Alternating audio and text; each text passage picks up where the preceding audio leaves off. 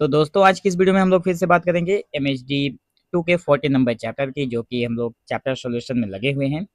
तो आप लोगों के लिए मैं चैप्टर नंबर 14 लेकर आया हूं, जो कि पिछले सारे वीडियो को अगर आप लोगों ने नहीं देखा है तो चैनल के प्लेलिस्ट में जाकर देखिए, डिस्क्रिप्शन में भी लिंक मिलेगा, ठीक है।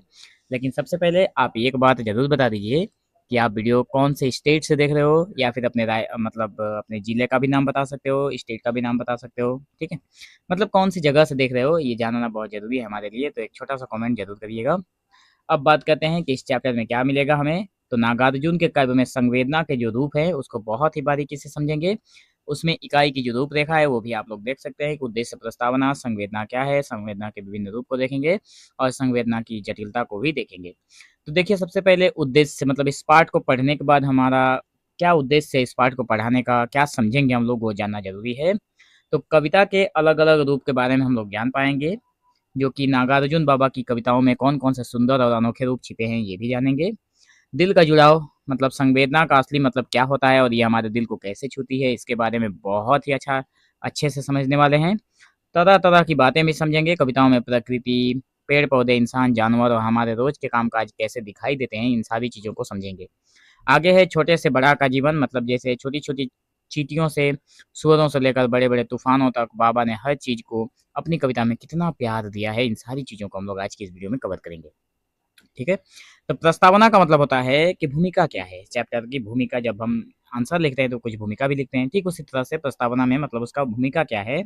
तो आसान शब्दों में समझें कि इस पाठ में हमें क्या सीखने वाले हैं।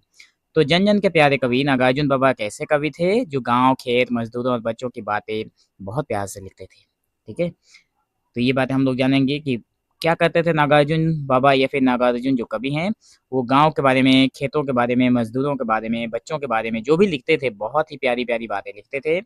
सुख-दुःख के साथ ही, मतलब जैसे एक सच्चा दोस्त हमारे सुख-दुःख में साथ देता है, वैसे ही बाबा ने गरीबों, किसानों और भूखे बच्चों के दर्द को भी कविता में बहुत ही अच्छे तरीके से बयान किया है। हर बात में कविता लिखी जा सकती थी उनके नज़रिए से। देखिए, चाहे बादल गिर कर आ रहे हों, या घर में चूल्हा जल रहा हो, या कोई छोटा-सा नेवला खेल रहा हो, बाबा को हर चीज़ में सुंदरता और अपनापन दिखता था। ठीक है? हमारा लक्ष्य क्या है? इस पाठ में हम यही देखेंगे कि बाबा मतलब कैसे बाबा ने अपने तीखे और मीठे शब्दों से पूरी दुनिया का हाल अपनी कविताओं में पिरोया है। तो सबसे पहले हम लोग बात करेंगे जो आप लोगों के पाठ्यक्रम में शामिल है कि संवेदना क्या है। तो सबसे पहले इस बड़े से शब्द संवेदना का बहुत ही प्यारा और आसान अर्थ समझते हैं। मान लो, चलिए अब हम लोग संवेदना को समझते हैं, ठीक है? तो मान लो, जब आप पार्क में खेल रहे हो और तालाब के शांत पानी में एक छोटा-सा पत्थर फेंकते हो, तो क्या होता है? पानी में गोल-गोल सुंदर सी लहरें उठने लगती हैं, है ना? ठीक वैसे ही जब हम अपने आसपास किसी को रोते, हँसते, चोट खाते या खुश होते देखते हैं, तो हमारे दिल के अंदर भी एक लहर उठती है।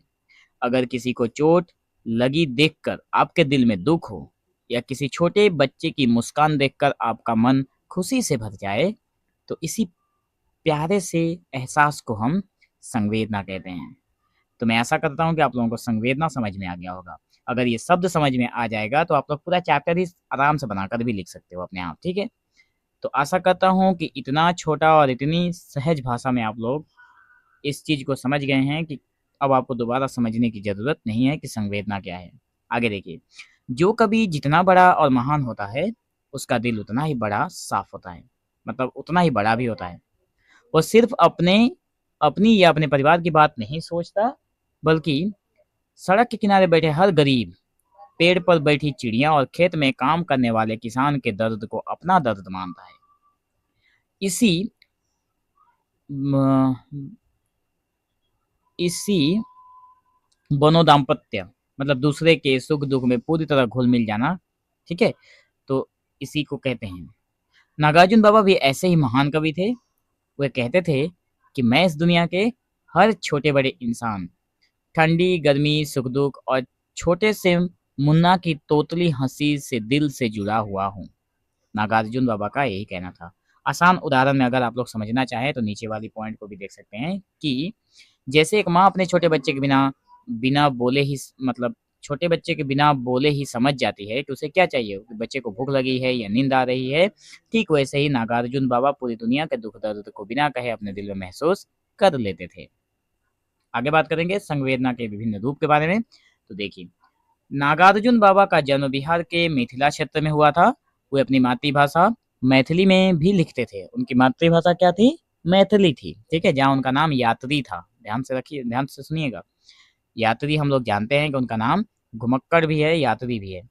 और हिंदी तथा संस्कृत में भी वे एक जगह टिक कर बैठने वाले कवि नहीं थे, इसलिए मैंने घुमक्कड़ कहा था उनको। ठीक है, मतलब एक जगह पे बैठकर लिखने वाले कवि नहीं थे, बल्कि पूरे भारत में घूमते फिरते रहते थे और कश्मीर से लेकर कन्याकुमारी तक और श्रीलंका से लेकर तिब्बत तक चारों तरफ घूम रहे थे, इसलिए इन्हें घुमक्कड़ कहा जाता है। इसलिए उनकी कविताओं में बहुत रंग बिरंगे चीजें देखने को मिलती है। तो आइए उनकी कविताओं को अलग अलग रूपों को मजा लेकर पढ़ते हैं। आगे देखिए, तो इसमें संसार मतलब प्रकृति संसार की अगर बात करें, जिसमें पेड़ पौधे, बादल, फूल, ये सारी चीजें जहाँ पे आती हैं, तो उसके बारे में उनका क्या राय है, तो क्या समझा रहे हैं कि देखिए, जब छोटे बच्चे पहली बार कागज और मोमी रंग हाथ में लेते हैं, तो सबसे पहले क्या बनाते हैं? नीला आसमान, हरा पहाड़, नदी और प्यारा सा सूरज। ठीक वैसे ही नागार्जुन बाबा ने भी प्रकृति से बहुत प्यार किया। उनकी कविता रजनीगंधा में जब जेल के अंदर बंद वाचक को रात में रजनीगंधा के फूल की भीनी भीनी खुशबू आती है, तो उसका उदास मन पल भर में खुश हो जाता है। लेकिन बाबा सिर्फ फूल की सुंदरता नहीं देखते, वे जेल के जुलूमी पहरेदारों और शासन के अत्याचार पर भी गुस्सा जताते हैं। मतलब ये जेल की बातें हैं, जिसमें वे रजनीगंधा में जब जेल के अंदर बंद याचक को रात में रजनीगंधा के फूल की भीनी भीनी खुशबू आती थी उनको, ठीक है, वहां का ये जिक्र करते हैं। आगे बात करेंगे, नागार्जुन बाबा को बादलों से बहुत ही गहरा लगाव था। जब काले काले बादल घिर कर आते हैं और छम छम बारिश होती है, तो वे बच्चों की तरह खुश हो जाते हैं। उनकी अकाल और उसके बाद और बादल को घिरते देखा है जैसी कविताओं में बादल का ऐसा रूप है जो किसान के सूखे खेतों में हरियाली लाता है। ठीक है, ये दो कविताएं हैं जो हम लोग आगे भी समझेंगे। ऑलरेडी प्लेलिस्ट पे अपलोडेड है, अगर आप लोग चाहें तो देख सकते हैं जाकर। ठीक है, आगे बात करेंगे मनुष्य और पशु में। देखिए, आदमी और बेजान जानवर में तो अक्सर लोग कविताओं में सिर्फ सुंदर सुंदर परियों, राजा रानियों या मोर तोते की बातें करते हैं। लेकिन नागार्जुन बाबा ने एक ऐसी चीज पर कविता लिखी जिसके बारे में कोई सोच भी नहीं सकता। एक सुअर, मादा सुअर, ठीक है, मतलब फीमेल सुअर, अपनी कविता पैनी दांतों वाली में वे बताते हैं कि धूप में मखमली घास पर लेटी एक मादा सुअर अपने छोटे छोटे बच्चों को कितने प्यार से दूध पिला रही है। बाबा कहते हैं कि माँ तो माँ होती है, चाहे वो इंसान हो या जानवर, उसके अंदर भी वही ममता और प्यार भरा है। तो इसी तरह उनकी कविता नेवला में जेल में बंद कैदियों और एक छोटे से नटखट नेवले की प्यारी सी कहानी है। ठीक है, तो देखिए, इसी तरह उनकी जो कविता है नेवला में जेल में बंद कैदियों के एक छोटे से नटखट नेवले की प्यारी सी कहानी है। नेवला कैदियों के साथ खेलता है, उनकी नाक पर हल्के से दांत गड़ा देता है और सब हंसते हंसते लोटपोट हो जाते हैं। बाबा दिखाते हैं कि जेल की ऊंची दीवारों के पीछे भी एक छोटा सा जानवर लोगों के चेहरे पर सच्ची मुस्कान ला सकता है। कितनी अनोखी बातें यहाँ पे बता रहे हैं बाबा, यानी नागार्जुन घुमक्कड़ बाबा। ठीक है, आगे बात करेंगे दैनंदिन जीवन, मतलब रोजमर्रा की छोटी छोटी बातों को। दैनंदिन का मतलब ये होता है रोज हमारी जिंदगी में होने वाली घटनाओं के बारे में। तो देखिए, दैनंदिन मतलब रोज के आम जीवन की बातें नागार्जुन के काव्य का सबसे बड़ा जादू है। जब घर में गरीबी आती है और खाना नहीं होता, तो क्या होता है? उनकी प्रसिद्ध पंक्तियां हैं, कई दिनों तक चूल्हा रोया, चक्की रही उदास। ये बहुत ही फेमस लाइन है उनकी कविता का, कई दिनों तक चूल्हा रोया, चक्की रही उदास। देखिए, बाबा ने चूल्हे और आटा पीसने वाली चक्की को भी एक इंसान की तरह दुखी दिखाया है। और जब कई दिनों बाद घर में दाने अनाज आते हैं, तो पूरे घर की आंखों में चमक आ जाती है। कौआ पंख खुजलाने लगता है। वे रिक्शे वाले के फटे जूते और नंगे पैर घूमने वाले छोटे बच्चे, बीमार माँ और बस ड्राइवर की नन्ही बेटी की गुड़िया जैसी लाल गुलाबी चूड़ियों पर भी कविता लिखते हैं। ऐसे हैं हमारे नागार्जुन बाबा। वो हमें सिखाते हैं कि दुनिया की सबसे बड़ी और सच्ची सुंदरता हमारे आसपास के आम और गरीब लोगों के जीवन में ही छिपी है। फिर से बात करेंगे राजनीति की, देश और समाज की व्यवस्था पर। देखिए, नागार्जुन बाबा एक ऐसे सिपाही थे जो अन्याय और अत्याचार के खिलाफ हमेशा अपनी कलम रूपी तलवार उठाते थे। जहाँ पर भी अन्याय देखते थे, जहाँ पर भी अत्याचार होता था, वहाँ पे लिखते थे।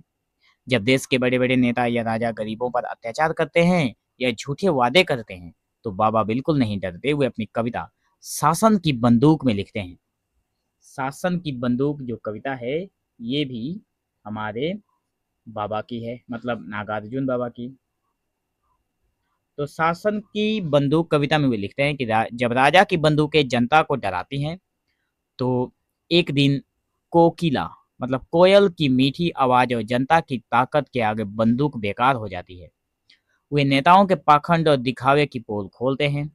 वे जनता को जगाते हैं कि अपने हक के लिए खड़े हो जाओ और सच का साथ दो। आगे बात करेंगे हम लोग व्यंग की धार, मतलब मीठी और तीखी बातें।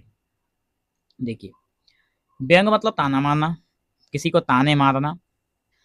तो व्यंग के मामले में नागार्जुन बाबा को संत कबीरदास जी के बाद सबसे बड़ा उस्ताद माना माना जाता है। ठीक है, उस्ताद माना जाता है। जब कोई शक्तिशाली इंसान किसी कमजोर को सताता है तो बाबा उस पर बहुत करारी चुटकी लेते हैं।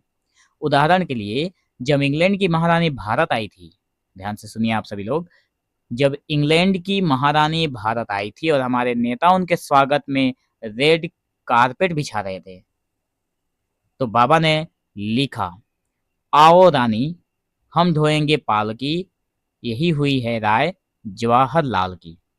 यह एक ऐसा तीखा ताना था जिसने सत्ता में बैठे लोगों को हिला कर रख दिया था।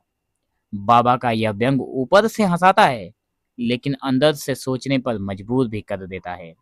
ठीक है, तो क्या लिखा था बाबा ने कि आओ रानी हम ढोएंगे पालकी, यही हुई है राय जवाहरलाल की। मतलब पंडित जवाहरलाल उस समय शासन में थे। और कौन थे आप लोग कमेंट सेक्शन में जरूर बताइएगा। देखते हैं कितने लोगों को पता है कि पंडित जवाहरलाल एक समय में भारत के क्या थे, प्रधानमंत्री थे या राष्ट्रपति थे।